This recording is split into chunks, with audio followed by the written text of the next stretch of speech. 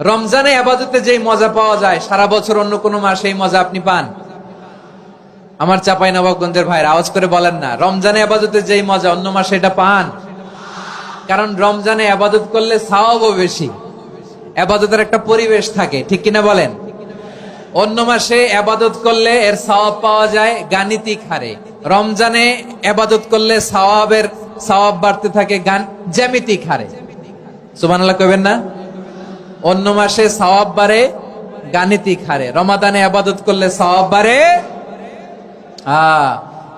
কিভাবে জ্যামিতিক হারে বাড়ে দেখেন। রমাদানে একটা নফল করলে ফরজের সমান সওয়াব, একটা ফরজ করলে 70 থেকে 700 গুণ সওয়াব, রমজানে উমরা করলে হজের সমান সওয়াব। সুবহানাল্লাহ নাই? দ্য মান্থ অফ হোপ, আশা জাগানিয়া মাস।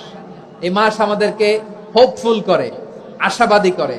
রমাদান যেমনি দ্য মান্থ অফ হোপ, আশা জাগানিয়া মাস, এট দ্য সেম টাইম এই রমাদান হচ্ছে মান্থ অফ ওয়ার্নিং, একটা ওয়ার্নিং এর মাস। নবী যেমনি আশা জাগাইছে আবার ওয়ার্নিং দিয়েও গেছে, খবরদার।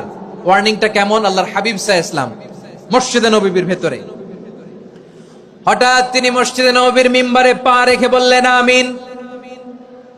দ্বিতীয় ধাপে পা রেখে বললেন আমিন, তৃতীয় ধাপে পা রেখে বললেন আমিন। সাহাবারা অবাক হয়ে বললেন ইয়া রাসূলুল্লাহ, ইয়া হাবিবাল্লাহ, 3 বার শুধু আমিন আমিন পড়লেন, কেন পড়লেন আমরা কিছু জানি না, আমাদেরকে জানিয়ে দেন কেন আপনি 3 বার আমিন বললেন।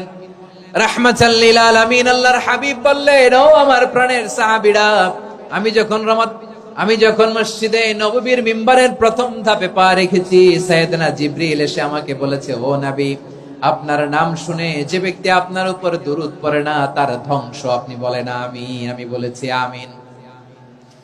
দ্বিতীয় ধাপে পা রাখার পর সাইয়েদনা জিবরিল বললেন, ইয়া রাসূলুল্লাহ, মাতা পিতাকে বার্ধক্য অবস্থায় পেয়ে তাদের সেবা করে, তাদের সাথে সদাচরণ করে যে সন্তান জান্নাত কামাতে পারলো না তার জন্য ধ্বংস আপনি বলেন আমিন। আমি বলেছি আমিন। আবার মিম্বারের তৃতীয় ধাপে ঠিক যখনই আমি পা রাখলাম, সাইয়েদনা জিবরাইল বললেন, নবী, রমজান মাস পাওয়ার পরে এই মাসে ইবাদত করে যে ব্যক্তি নিজের গুনাহ মাফ করাতে পারলো না তার জন্য ধ্বংস আপনি আওয়াজ করে পড়েন আমিন। কত বড় ধমক, কত বড় ওয়ার্নিং দেখছেন। যে রমাদান পেয়েছে কিন্তু রমাদানের ইবাদত করার মধ্য দিয়ে সে নিজেকে জাহান্নাম থেকে মুক্ত বানাতে পারলো না, তার উপর আল্লাহ লানত, তার জন্য ধ্বংস। সাইয়েদনা জিবরাইল বলেছেন আমিন, স্বয়ং বিশ্বনবীও বলেছেন আমিন। আওয়াজ করে পড়েন নাউযু বিল্লাহ। তাহলে রমজান আসবে আর আমরা নিজেদেরকে জাহান্নামীদের লিস্ট